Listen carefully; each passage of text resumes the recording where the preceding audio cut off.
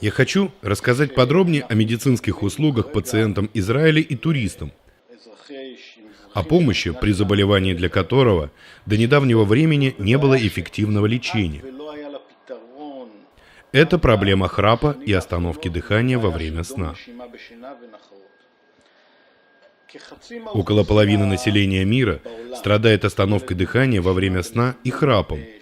Эта проблема не только мешает окружающим из-за шума, издаваемого во время храпа, она также оказывает отрицательное воздействие на процесс нормальной жизнедеятельности пациента.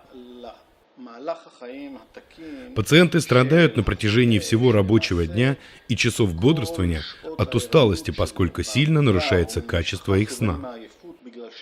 Вы имеете в виду гипоксию? Да, как результат недостаточной вентиляции дыхательных путей. До недавнего времени практически единственным решением этой проблемы была маска. Пациенты надевали специальную маску на лицо, которая под давлением нагнетала воздух, оставляя открытыми дыхательные пути во время сна. Проблема была в том, что большинство пациентов не соглашались идти спать с маской, постоянно подающей воздух, а оперативного лечения не существовало. В последние годы мы начали использовать в своей практике робот. Аппарат, который называется робот да Винчи, оснащен миниатюрными манипуляторами, с помощью которых мы получили возможность достичь основания языка. Для этого раньше приходилось распиливать нижнюю челюсть. И только после этого этапа появлялась возможность достичь основания языка. С помощью манипуляторов робота мы имеем возможность уменьшить избыточную массу тканей основания языка, которая во время сна смещается назад и перекрывает дыхательные пути. Удаление этой избыточной ткани позволяет полностью вылечить пациента от проблемы закупорки дыхательных путей и храпа, без необходимости применения маски во время сна.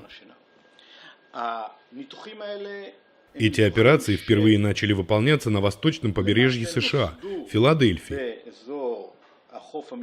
и оттуда распространились в несколько медицинских центров мира, специализирующихся на применении роботизированной хирургической техники в Сингапуре, Корее, Европе и США. В Израиле мы являемся одним из 12 мировых центров, осуществляющих эти операции. Благодаря использованию робота и точной диагностики до операции мы можем определить группы пациентов, которым сможем оказать эффективную помощь. Этим пациентам мы можем улучшить качество жизни, качество сна, а также улучшить их отношения с окружающими.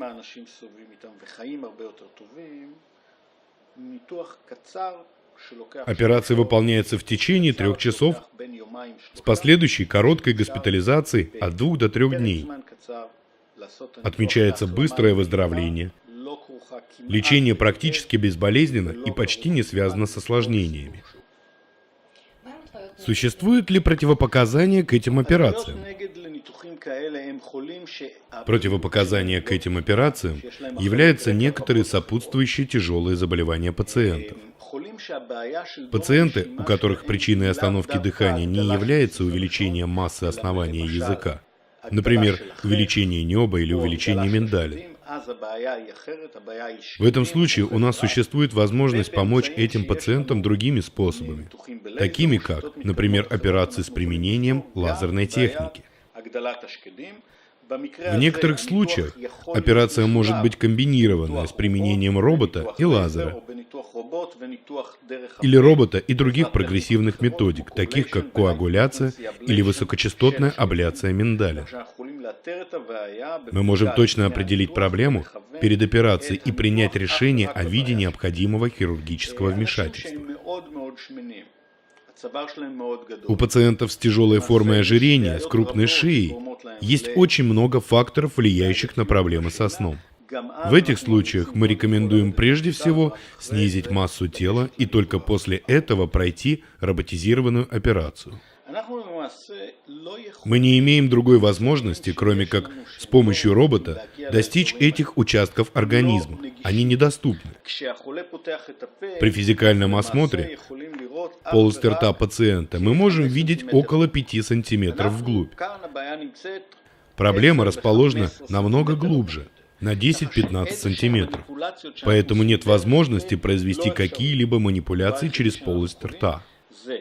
Единственное, что мы можем сделать, это распилить нижнюю челюсть и только таким образом проникнуть в нужную область.